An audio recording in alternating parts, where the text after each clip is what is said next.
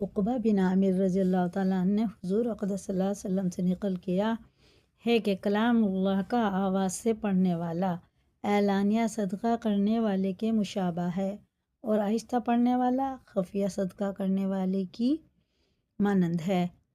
اوقات اعلانیہ افضل ہوتا ہے۔ جس وقت صدقہ بعض اوقات اعلانیہ افضل ہوتا ہے، جس وقت دوسروں کی ترغیب کا سبب ہو یا اور کوئی مصلحت ہو، اور بعض اوقات مخفی افضل ہوتا ہے جہاں ریا کا شبہ ہو یا دوسروں کی تذلیل ہوتی ہو وغیرہ وغیرہ۔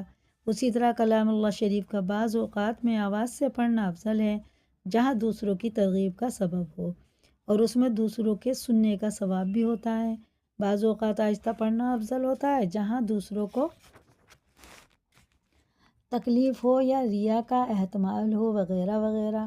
اسی وجہ سے زور سے اور آہستہ دونوں طرح پڑھنے کی مستقل فضیلتیں بھی آئی ہیں کہ بعض اوقات یہ مناسب تھا اور بعض اوقات افضل تھا۔ وہ افضل تھا۔ آہستہ پڑھنے کی فضیلت پر بہت سے لوگوں نے خود اس صدقے والی حدیث سے بھی استدلال کیا ہے۔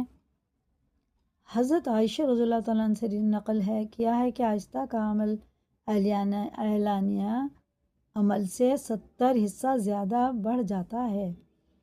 جابر رضی اللہ تعالیٰ عنہ نے حضور اقدس صلی اللہ علیہ وسلم سے نقل کیا ہے کہ پکار کر اس طرح مت پڑھو کہ ایک کی آواز دوسرے کے ساتھ خلط ہو جائے۔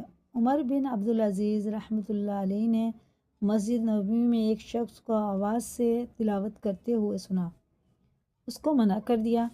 پڑھنے والے نے کچھ حجت کی تو عمر بن عبدالعزیز رحمۃ اللہ علیہ نے فرمایا کہ اگر اللہ کے واسطے پڑھتا ہے